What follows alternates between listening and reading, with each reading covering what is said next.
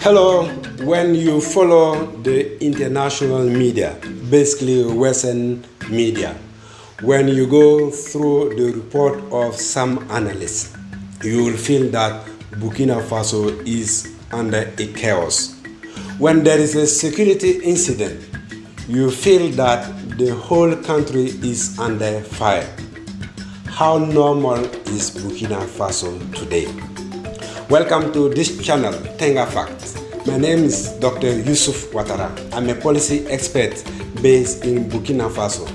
I'm the author of the book Founding Counterterrorism in Burkina Faso. Welcome again. First, a disclaimer. The objective of this video is not to present Burkina Faso as a totally safe country. The objective is not to hide the reality. Yes, there are security challenges in some areas of the country, and there are better situations in other areas. The objective is to give you a balanced perception, a balanced picture of what is going on, basically the trajectory of security situation in Burkina Faso. Terrorism can be measured in different ways. So there is a wide range of variables of measurement to assess terrorism. And it depends on the actor, it depends on the stakeholders, and it also depends on the areas of interest. Here in this video, we are going to look basically at the indicator developed by ACLED and also the government of Burkina Faso, and we will end up with the indicators by the population. How the population measure terrorism, or how do they measure safety in their place of living. So let's come to ACLED. ACLED is an international agency which measures the level of terrorism all across the world. Then it ranks the countries depending on the seriousness of terrorism based on these indicators. ACLED measures basically three indicators: the number of fatalities, the number of security incidents, and also the number of hostages. What does ACLED say for Burkina Faso in 2025?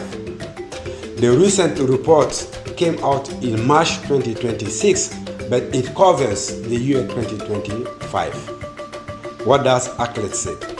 Regarding the number of fatalities, ACLED says that the number of fatalities dropped by 45%, from 1,532 to 846 fatalities. Regarding the number of incidents, this indicator dropped by 47%. It dropped from 111 incidents to 59 incidents in 2025 as compared to 2024. The last indicator of ACLED is the ranking. Burkina Faso in 2023-2024 was ranking number one as the country which was mostly hit by terrorism as compared to other countries. But in 2025, Burkina dropped at the second ranking. Why? Does it mean that the situation got worse in Pakistan, which is ranking now as number one? No, I don't think that the situation got worse in Pakistan. For me, the situation got better in Burkina Faso. That's why Burkina dropped from number one position to number two position.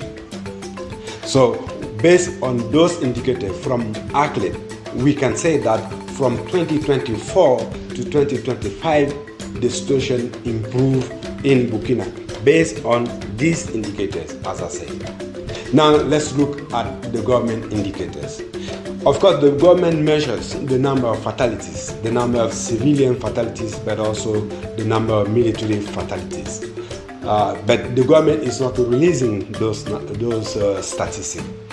But regarding the space of the territory, the government measures how large the space that it is controlling.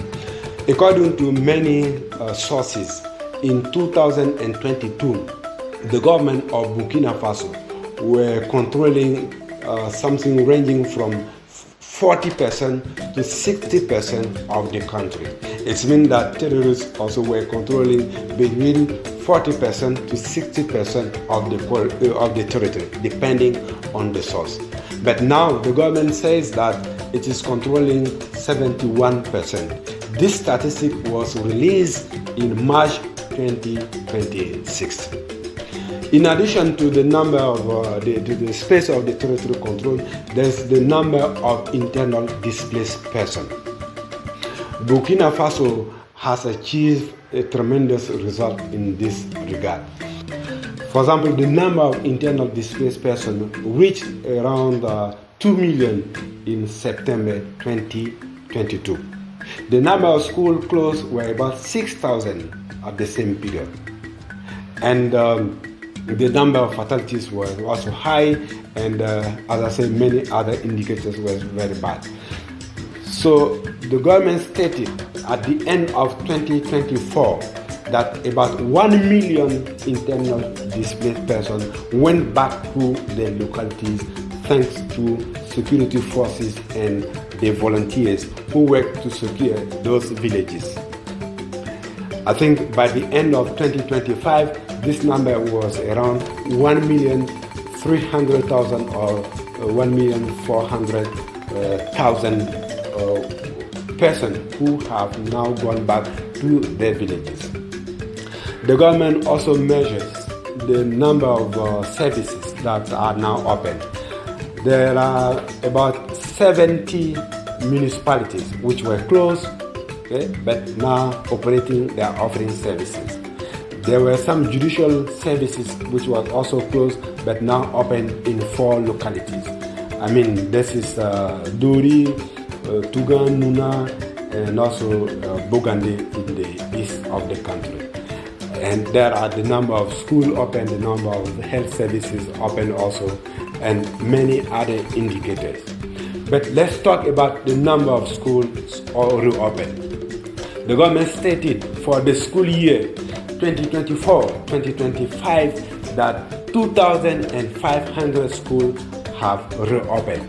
These statistics, this number were confirmed by UNICEF because to handle the challenge of education due to security, due to the pressure of terrorism, the government got the support of UNICEF to open schools, to get equipment and open school in order for the kids to get education. So the government and UNICEF have been monitoring the system, the statistics, the situation together. So both parties concurred that 2,500 schools have reopened by the end of 2024. You can find this information on UNICEF webpage or the Facebook page in Burkina Faso. What does these statistics say about the other statistics? Because if you look at the international report, the media and analysts, most of those stakeholders will go back to 2023 to use these statistics where the situation were the worst in the country. They will not tell you whether the situation has improved or whether it has gone worse actually. They will never use the statistics provided by the government in terms of number of internal displaced persons who went back and the space of the territory that's being controlled by the government. But follow me very well, the reasoning. If 2,500 schools have been reopened, it means that the children who should be sitting on the table in the classroom have gone back to those villages. It also means that their parents who were internal displaced persons in other localities have gone back to their original village. It means that the teachers have gone back to their place of work. it means that all these villages have gone back to their place and left the place where they were living as internal displaced persons. So it confirmed with the government statistics that the number of internal displaced persons has gone down. It has diminished because you have 2,500 schools that are reopened, and to reach this result, those persons have to leave the place where they were internally displaced persons to go to their localities. So it confirmed the government statistics that the number of internally displaced persons can no longer be the 2 million that were there in 2023, right? And also the space of the territory under the control of government forces. If those villages were not secure, no one would go there. The teacher would not go, the children would not go, the parents will not go. So if the schools are reopened, it means that the villages are safe now. They have been secured by security forces. And according to the government statistics, at least 800 villages have been secured by security forces. So those numbers are, I would say, indirectly confirmed by UNICEF. The statistics should be requirement for the school to reopen. But as I say, at the international level, nobody will refer to those numbers. Why? Nobody knows. But I think that there's sometimes a geopolitical agenda. There are economical agenda in the use of statistics. They use statistics that will serve their agenda. They use statistics that will be useful for them. Right. In addition to the government and athletes, the population themselves have also their indicators. Okay. Maybe the government is not measuring it, but the population could feel whether they have security or whether they are in danger, whether they feel the threat from terrorism. For example, if you can go from your village, from your house to a farm to produce, I think this is an indicator for a villager. If you can go to the market, even if the market is open, is the market operating, this is an indicator for villages. Okay? If you can go from one town to another safely. For example, I talked to people in Marcoy. Marcoy is right at the north. They say, okay, in 2022 we couldn't go beyond 2 kilometers. Now we can go beyond 20 kilometers. It means the situation has improved. Now you can move from Dedugu to Nuna without escort.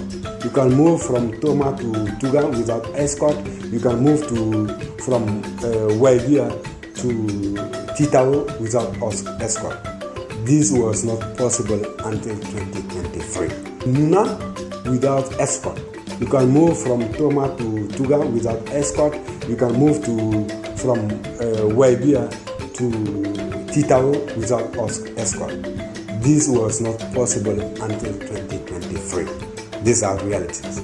So there are some way of measurement by the population. Maybe the government is not measuring those elements, and the athlete is not also measuring this element.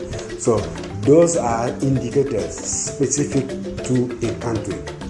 Okay, it's not the same reality from one country to another. Athletes relies on the indicator through which it can compare countries. But these indicators from athletes are not enough to capture the reality, the trajectory of the security situation in Burkina Faso and in the Sahel. I hope you have the clues in order to understand and make up your own mind on what is going on in Burkina Faso. Thank you for watching. Again, hit the like button, subscribe to the channel to get more genuine and ground information on the Sahel. See you in the next video.